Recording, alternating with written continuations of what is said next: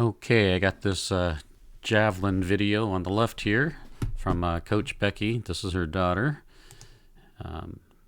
Trying to see what we can do to improve her throw real quick here.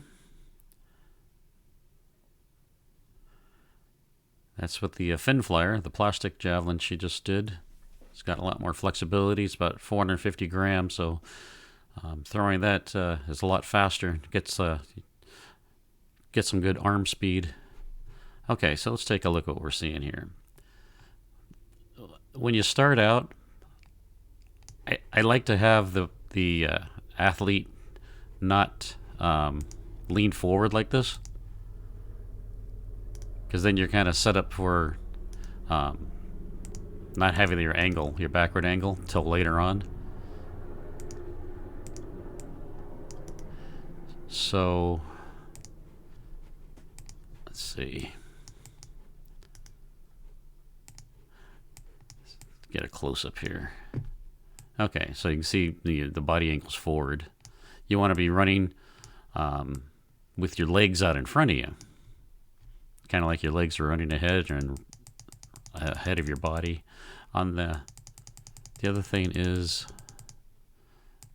you want to push with that right leg. You want to fully extend it. So there's a good push, full extension, and then you want to land and pull with that left leg. Now she's got the left foot pointing to the camera, so we call this 90 degrees. You probably want to be 45 degrees.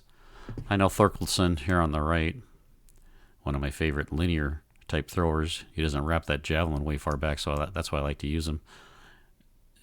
He lands kind of the same way. But for the young throwers, you really should be running with your feet about 45 degrees. That's kind of going to block off your foot. He's doing it, I think, to keep his hips facing the camera.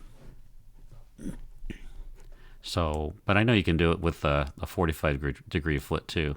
Okay, the other thing I'm seeing on the run up here is a really high leg lift here, and getting that the shin angled very far forward.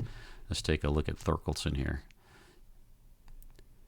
Let's go back to his first one. Okay. See how low the knee is, and see how low the foot is to the ground. Now here's his last. This is the X position right here. Watch that right foot. See how it just kind of skims the ground. Okay, see how low the knee is. He doesn't bring it up high, and he's still able to get this backward lean right here. Okay, not excessive. He's trying to get that right foot back on the ground quickly, and the left foot. So if you go up in the air, you're going to change your angle drastically. Okay, and sometimes when you land hard. And also you can land with that foot maybe too far in front. In this case, you're okay. The foot's right below the hip there. I think there was another shot as we get closer. Let's see if you push off on the right foot here. I can tell you if you're pushing off of the right foot because it'll be fully extended. See, it's bent, straight, good. Okay, here's our last step. You're pulling really good with that left leg. Tip of the javelin. The fin flyer here is right at your eyes. That's good. Just a really high knee, really high foot. So maybe try to keep the foot and knee a little bit closer to the ground. And there's the right foot down. This is good. Left foot's in front, but you can see how far ahead this right foot plant is ahead of your hip. What that's going to do is stop your momentum forward. It's like a brake. You want to land with that foot almost directly under your hip. Let's take a look at Thorkelson here. Right there. You can see how the hip is more in line with the foot rather than having this huge angle here. Okay. You didn't drop the javelin when you landed from such a high position. Usually this arm will drop. You didn't drop it, so that's good. And then you immediately start rolling that foot and that knee forward, coming up to a high vertical foot here. That's good. You're leaning way back, I think a little bit too much. Okay, so you've landed. Foot's flat now, but your knee's going to break right here. See that? You lose a lot of energy there. Okay, it's okay to land with a slightly bent knee, but don't try to bend it anymore. Okay. All right. The other point here I wanted to make is when that left foot lands flat, you've already pulled your elbow up here, so you've lost a lot of that pull that you had. Let's take a look at Thorkelson so you can see what I'm talking about. Okay, there's the land right there. Left foot's planted. You can see how much distance he has now to pull that javelin through. Quite a bit more. Okay. All right.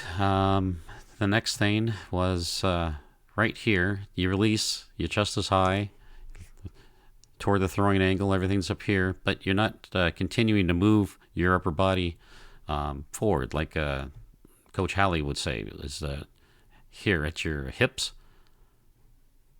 Hinge over forward. Let's watch Thorkelson. You can see he's got the brace here now, and watch as his upper body hinges forward here at the hips. Okay. Shoulders are still moving forward. The left arm's blocked, the left shoulder's blocked. Everything's rotating around that side. Okay. He's releasing right here, just over the top of his foot. And you're doing I think you're doing the same. Let's take a look. Okay, your release is way back here. Okay, you want to get that release more over the foot. And you'll do that by moving forward. Okay, so right here at the hips, hinge forward. Keep moving that momentum forward. You can see how everything kind of stops. All right, one last thing.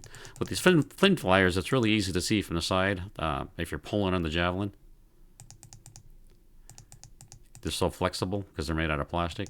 You can see right there a little bit of bow as you release it. But that could come from the pronation of the hand too. It's not too bad. I've seen a lot worse. You can see now it's springing back the other way and bowing downward.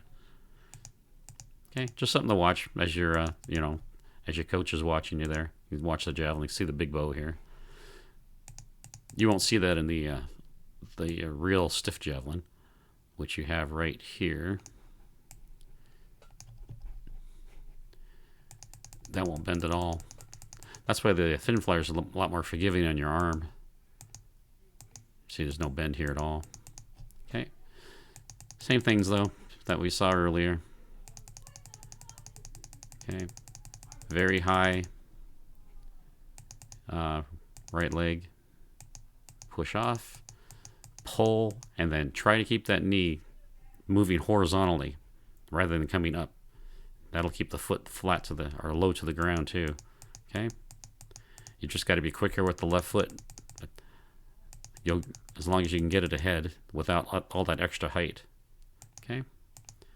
Again, long extension. Foot's way out in front of you. You've already pulled the elbow in again. Okay, you're losing that long pull.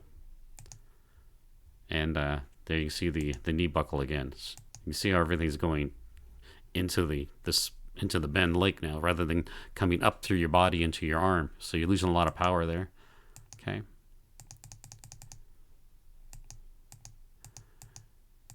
And so your pull is really short.